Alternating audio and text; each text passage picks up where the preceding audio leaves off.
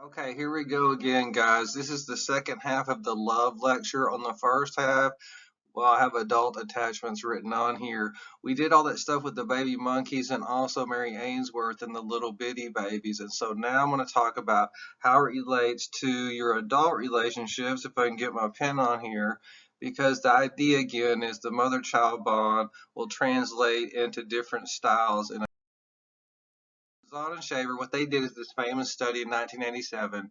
They just went into a newspaper and they published three different paragraphs. You don't have to write any of this down, please. But these are the three paragraphs. I'll go ahead and put them up here. Some people would pick this paragraph to describe themselves. So they want you to check a box. Which one of these paragraphs to describe yourself? And 56% of the people picked this one where it says, I don't often worry about being abandoned or someone getting too close to me. So those are the, fears that we talked about in the strange situation paradigm. On the other hand, the people kind of like me, they're a little clingy. Those are the people that didn't do well in the strange situation paradigm. And a lot of times their clinginess scares people away. So about 20% of the people picked that. And then you have the standoffish style. So we talked about these three styles. We saw them with the babies, and now you can kind of see that it echoes into adulthood. And these fears, the fear of being abandoned right here, I'm drawing too much, and the fear of intimacy is right here, or strange. Okay, so secure. What did they do? Why do I have this on here? Well, once people filled one of these three boxes or checked one of these three boxes, then they asked these people, will you come in and we can interview you and talk to you about your past relationships or current relationship. And so secure people tend to feel good about themselves, have a good view of the world, and generally trust other people. To me, that's like rainbows and unicorns. That's what I want to do. That's what I want to feel. But this is also why I think you don't really have to study this one for the test, because they had a good relationship with their mama. And then the idea is that that translates into a good relationship generally, or a relationship bonding pattern generally out there in society, if that just made sense. Okay, so that's the first style.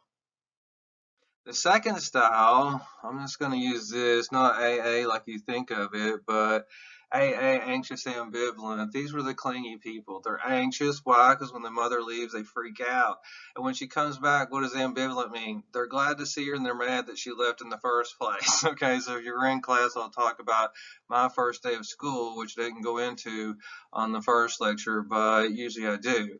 Okay, so this is me. I doubt myself. I feel misunderstood. I got this fear of abandonment. Please don't leave me. And then that thing, I don't know if you can see Elmira over here, it starts to drive everybody away. So ironically, the AAs, anxious ambivalence, want to be with somebody more than anything else, but oh girl, he too thirsty. That thirstiness drives everybody away. So they're their own worst enemy. Okay, so think I have this. If I was in class, I'd start bawling my head off. But people who do not love themselves can adore others because that's worshiping others. And you can desire because that means you don't have what you need. But you can't love others because it says love is an affirmation of something that you already have. If you don't have it, you can't give it. This is what I struggle with. And here's my inappropriate comment from Cat Williams. One time, a cat was breaking up with his girlfriend, and the girl was yelling and screaming at him. And as she walked out the door, she says, "You've destroyed my self esteem." And Cat Williams says, bitch, it's called self-esteem, not other esteem or me esteem. Self-esteem is how you feel about yourself. And so, in a way, he was wrong, but in a way, he's kind of right. And it resonated with me, this part of his comedy routine, because it's like, it's called self-esteem, Tim, not other esteem. This is from Adult Children of Alcoholics, and it says, I accept myself, no longer wait for others to define me or give me permission to be who I am. I no longer need to audition for others, hoping they'll see my worth. This part scares me right here. I always audition for others saying, oh, see, look, I'm good. And it's like, Tim, just be yourself. And that's the hardest thing of anything. Okay, now we come to the third style, and I think the third style is easiest one too because it says it right in the name, avoidant. I don't want to be around people. Get away from me, back the F off. You know what I mean? It's like you're getting too close. I don't want to talk about my feelings. I think about Clint Eastwood in Gran Torino. No, I don't want to talk about what's down in the chest in the basement. I'm not going to go there today, but I wish I could. But it's that, closed offness. Really, style number 2 and 3 are both insecure because otherwise they would be secure. You know what I mean? And so style number 3 is insecure in a way. It's like, well, I'm just going to build a wall. I call them wall builders because everybody's a dick. And so I'm just not going to let anybody in here. Fuck everybody. And so that's one. My thing is, oh my God, I just want somebody to love me. And so I feel like I'm Will Ferrell and Elf. You know what I mean? Where I'm running around trying to make people love me. So that 2 and 3, I'll come back to here. I forgot I had this on here, but one of my favorite bands of all time is Pink Floyd, and Pink and the Wall, and Daddy's gone across the ocean, right? He's all vulnerable and everything else, and he starts to build the wall, right? But there's a point at which he's really anxious, ambivalent, right? Is there anybody out there? Hey, you know what I mean? So Goodbye Blue Sky, all these songs, talk about his neediness, and then it's like, fuck everybody, I want to build a wall. And so, I don't know, I'm too old. But I also love Tupac. It's just me against the world. Fuck everybody. And so that's that FTW thing, which that's not a healthy thing. It's no healthier. Sometimes we revere that like it's healthier than the needy person, like Will Ferrell. So if I was in class, I go into this whole thing. Do you think you can move up and down through these 3 stages? But because I'm always trying to get to here, you know what I mean? I don't know. Speaking of Will Ferrell, and Daddy's home, see, he's avoidant. If I can erase this one off of here. And he is the anxious ambivalent. And so we make fun of him because he's the needy, doormat, and he's the dick. But neither one of them are completely secure because the wife needs a completely secure dude. Okay, couples. God, I wish I was in class, but here we go. This is what I don't know because I'm single at 53. It's like if you get 2 secure people together, it's great because they're both independent and they don't get all thirsty and needy and freaky and weird and like jealous of each other. Unhealthier relationships are like this, secure with anxious ambivalence. Sometimes this is me right here. And I get with a secure girl. Maybe I don't, you know what I mean? But what happens is I start asking her, do you love me? And she goes, yes, I love you. It's like, well, can you tell me again? And I ask her too many times, you know what I mean? And then eventually she's like, fuck this shit. I'm tired of Tim always asking me and needing reinforcement. And then Tim's like this little vampire. And it's like, see you later. Now, I don't know if you watched this movie, Forgetting Sarah Marshall, but it has a vampire motif. And so the more that you're needy, thirsty, oh girl, he too thirsty, the more that you're going to suck the energy out of other people. Okay, so this is another unhealthy combination. When you get a thirsty person with somebody, I don't have this is the wall builder over here, the avoidant person. So it's like a match made in hell because this person just wants to cling, cling, cling. This person, oops, I don't have my thing on there. And the other person chases them away because their clinginess is exactly what the avoidant person doesn't want. But a lot of times you get this weird dynamic where these 2 people hook. So let me see if I can get off of this. 2 anxious ambivalents or 2 clingy people together, they become kind of like a cocoon because there is only one person. I don't really get into this. I mean, I tend to pick a secure or whatever. Really, I pick the avoidant girl, the ice princess, and it's like I try to make her love me, just like I try to make mommy love me. That's a whole nother lecture, but really it is this lecture. That's why I love lecturing about this stuff, because you can see when you get these 2 clingy people together, or clingy with the standoffish, 2 standoffish, you get all these different combinations, and that's why I think it's very important, especially in your own relationships. Okay, the thing that I struggle with the most is self-hatred. I hope you don't have this disease, but I do. self-hatred. The only thing that can fix it is self-love. Bitch, it's called self-esteem, Tim. And so I've got to, like, work on self-love. This is the hardest thing. And I'm sitting here talking. But one of the people I love is Don Miguel Ruiz. And he has this book, The Mastery of Love. But it's not love like you think it is. It's self. Ironically, this girl Tiffany gave me the book. We were dating, and she broke my heart. You know what I mean? When she says, "Tim, you need to read The Magical Kitchen.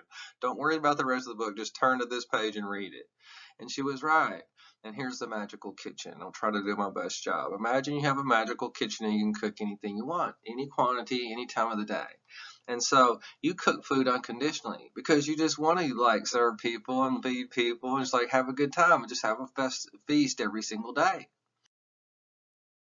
Happens where someone knocks on your door and says, "Hey, I have this pizza. You see, this pizza is really good.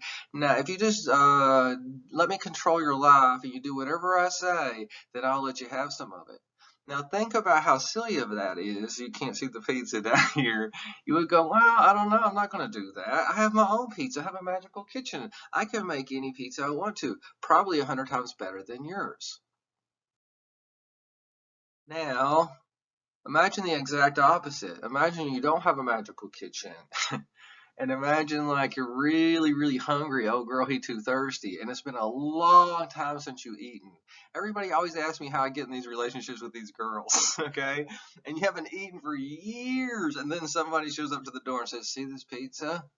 I'll let you have some of it if you do exactly what I say." And then you go, maybe I will do it. You can smell the food and you can see it's really good. Are you seeing where I'm going? Are you picking up what I'm putting down? Because this is my problem. Fuck this shit. Because all of a sudden I give my power over. I'm even doing it right now. I see girls and it's like, oh my God, her. It's like, yeah, but you would just give your power away in 2 seconds, you dummy. And it's like, why would I do this? It's because I don't have a magical kitchen. Tiffany was right. She was right. It is self-love, and guess what the pizza is? It's self-love, and if you have pizza, you don't need any pizza. You want to give pizza away, and if you don't have no pizza, you try to grab pizza, and you get real needy and grabby and clingy, and people don't like it. This is the moral of the story. Self-hatred cannot be fixed with other love. Ram Dass says, "Tim, you're too busy holding..." Y'all know me. I'm too busy holding on to my own unworthiness to see exactly who I am. And that's my whole fucking problem. Osho, the last quote I'll show on this section says, "If you love yourself, you love others. But if you hate yourself, you hate others." All that sucks. You know what I mean? And I gotta work on this. I have to work on the man in the mirror because this is the part that is really like assaulting Tim. Okay, here I am again, guys. Like, we have 3 little sections left. Excitation transfers like this. You have like this energy right here, and it comes from event number 1. But then something else happens to you, and you say, "No, it comes from the second event." Now, that might not make sense, but if you remember the drug study where Schachter and Singer gave them the drug and then put them with the happy or angry person, they thought it came from the happy or angry person. No, it didn't. It came from the pill. That's where their energy came from. 1974 did this study. I call it the bridge study. Why? Because there was 2 bridges that men could walk across at a state park. And what happened?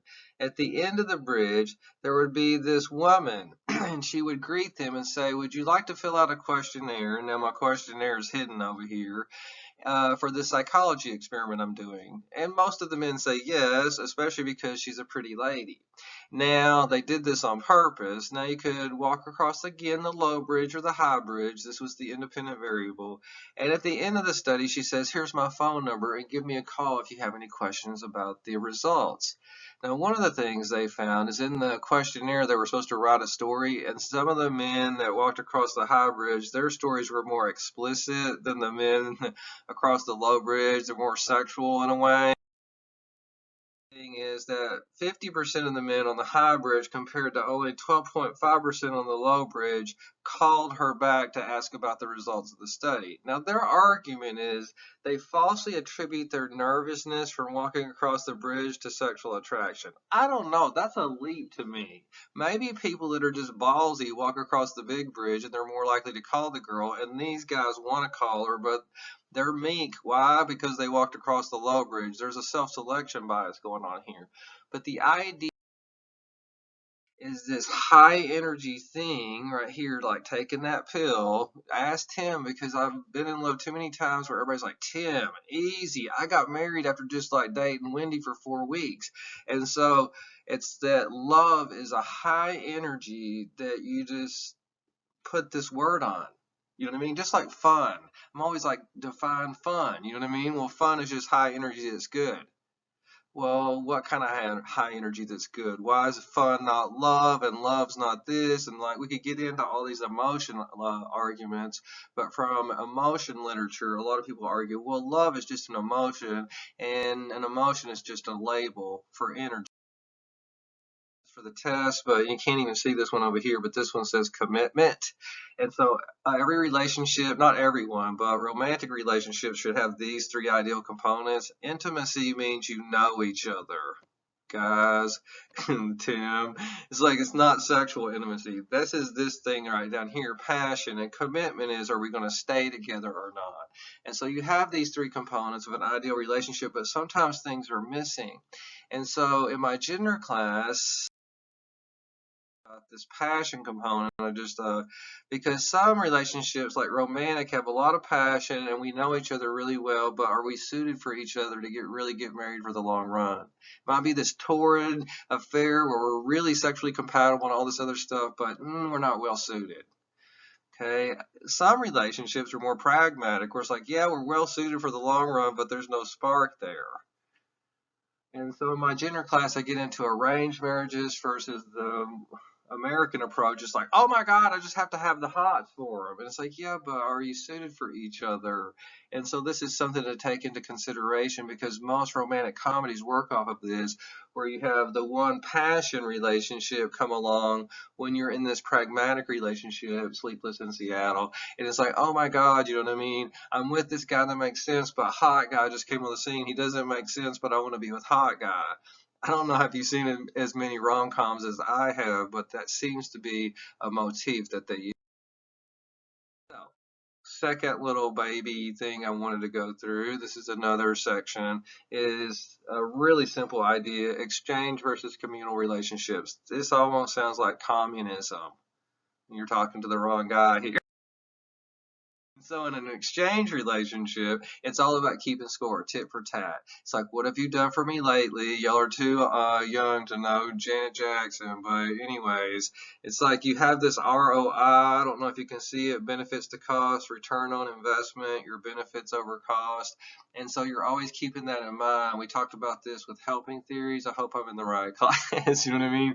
Where it's like, what is it going to cost me? We haven't gone there yet. And what am I going to get out of this potential helping encounter? Same thing with relationships. You know, you're always looking at this, maybe not completely, but in the back of your mind, it's like, wait a minute, I do all the dishes and take out all the trash and do this and laundry. It's like, that's not fair. And so some of that's okay, but if it's completely based in this, you have, you know, an agreement or a contract. Because if nothing else, you should be a communist in your own family, right? Y'all should share and do things in a communistic way. And so you give rewards back and forth to each other, and you take care of one another, and you're not like always worried about this benefits to cost ratio. And so this is a more mature type of relationship, because if you go back to the exchange relationship, you're going to just start fighting, and then that's going to be no bueno. I hope that makes sense. That's a real simple idea. The difference between communism, we share, and exchange, we're all about, you know, I don't know. It's kind of like you're making a purchase in a way. You know what I mean? It really is capitalistic in a way, the first one. Very last one is also very easy. The Hendrix back in the 80s, they started this, but really they stole it from Greek love styles. And so it's nothing unique, but I'm just going to So they have 6 different styles that I want to talk about, and the first one is called EROS, which is passionate love. And so passionate love, I just got off of this one, but that makes sense. A lot of relationships are based in passion. You know, that's a good thing, but if it's completely based in passion and nothing else, once that wears off, I think you will start to see problems. Okay, so the second kind is pragma. It says it right in the name. Pragmatic means, you know, it's like practical. And so pragma love, you know, a lot of people are in these practical relationships. They make sense, but they don't have a lot of passion.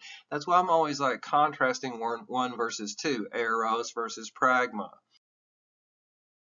Okay, so ludus is the kind I hate the most, which is game playing. And that's why I have this little chessboard on here where you kind of fuck with each other and make each other jealous and like keep secrets and do all this kind of stuff because it's all about power manipulation. So I think about ludicrous, you know, in a way, you know, not the rapper, but it's just ludicrous or crazy in this kind of a way that people screw with each other.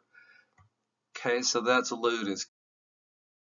Fourth one is easy to understand is mania, where people get obsessed with you. It's like, now I don't understand this, even though I'm a little bit thirsty. People that are just obsessed and that stalk and that can't live without the other person. And so that's kind of a form of insanity, that kind of love. Storge, which is the most beautiful, and this is why I have Pooh and Piglet on here too. It's more fun than one. And so Storge, I don't know. I have a lot of these relationships, especially at daily mass. I think about Helen. Helen's 80, and I get to walk around to her car, and she can't get around so good because she had a stroke. And nothing is better than holding hands with Helen and walking her to her car. It's like maybe that's gay, but this is what I love. You know what I mean about the older people that I work with or work around, I should say, at mass, you know what I mean? Because you're just like, oh my God, there's all these different people, Nancy and Claire, and all these people I could talk to about where we can hold hands and talk, and it's not like it is when you're trying to date a girl and all this other kind of bullshit. Okay, so that's storge, and the last is agape. I mean, this is why I do love Jesus. It's self-sacrificing love. It's a love that has no self-interest. Later on, we talk about altruism, the pure self-sacrificing act of the martyr, the saint, whatever, the hero is from your faith tradition. And so this is my definition: a sacrificial love that voluntarily suffers inconvenience, discomfort. Oh my God, I'm thinking about Corinthians. I mean, if you're at your wedding, most people will read Corinthians, 13, I think it is, and it's like, but of the greatest of these is love, faith, hope, and love. It's like, and its love is long suffering. And so most of the time the word love is used in the Bible. This word is used in the Greek, not eros, sexual love, philia, friendship, or storge, family or friendly love too, in a way. Agape, unlike these other three, is not a feeling. It means doing what is best for someone despite your feelings for them. This is the only true unconditional love. And this is what Billy Graham says: agape is selfless love. The love God wants us to have isn't just an emotion, but a conscious act of the will. It's a deliberate decision to put others ahead of ourselves. This reminds me of what Tim Tebow said. And it's like Tim Tebow in an interview one time, he said the most beautiful thing. He says, the reason I never got cocky and this, that, and the other as a celebrity, they asked him why he didn't get cocky, actually. And he says this: well, the reason I didn't get cocky is this. It's not that I think less of myself. It's just that I think of myself less often. And so I think of myself less often. Oh, here it is, Corinthians, right? This is what a lot of people read at their wedding. But love is patient. Love is kind. It does not envy. It does not boast. It is not proud. It does not dishonor others. It is not self-seeking. It is not easily angered. It keeps no record of wrongs. Right here, me. Love does not delight in evil, but rejoices with the truth. It always protects, always trusts, always hopes, always perseveres. Out of the greatest of everything is love right here. When I was a child, I talked like a child. I thought like a child. I reasoned like a child. When I became a man, I put the ways of childhood behind me. For now we see only a reflection as in a mirror. right? You're going to see what you give. You're going to give what you got. And this is what I say. Agape doesn't, you don't love someone because they're worthy. Agape makes them worthy by the strength and power of its love. It makes other people beautiful. If you can't see the beauty in other people, then that's my problem. You know what I mean? It's like I need to. And so this is the great commandment for Jesus. You don't have to remember it, of course, but this is why I love him. He says, really, out of everything in the Bible, everybody gets caught up in all these different things. There's just two things. Let me just boil it down for y'all dummies. Two things. Number one, love the Lord with all your heart. And number two, love your neighbor as yourself. That's it. Love God, love others. There's no other thing. This is agape. This is what your stewardship is. This is what your call to faith is. You love God this direction and you get your unconditional love from this direction, because if you get it from people this direction, side to side, let me just draw on here. You can't see what I'm doing. If you get your unconditional love this direction right here, and not this direction will cause you to be needy, thirsty, grabbing attention and praise from other people. If you get it upwards, then you can give it out, the magical kitchen, because you have an unlimited supply coming from God and you have an unlimited supply going out towards other people. And I hope that makes sense, because that's what the cross is. Supply. And this is the last quote I think I have. I promise. Agape is an overflowing love which seeks nothing in return. It's the love of God operating in the human heart. You don't love someone because their ways appeal to you. You love them because God loves them. And so this is what I mean. If you were in my intro class about being a fountain, one of these people that I really love told me to be a fountain. A fountain pours out. It doesn't grab. It's not like a well or anything. A fountain is flowing. This is why Jesus is the living water, but I want to get into that. You know what I mean? And so when I'm at my best is not when I'm thirsty and taking. It's when I have my magical fucking kitchen on and I'm giving out to the world in this agape kind of fashion. I hope you liked my lecture today. If you have any questions, definitely give me a call or an email. I'll see y'all next time.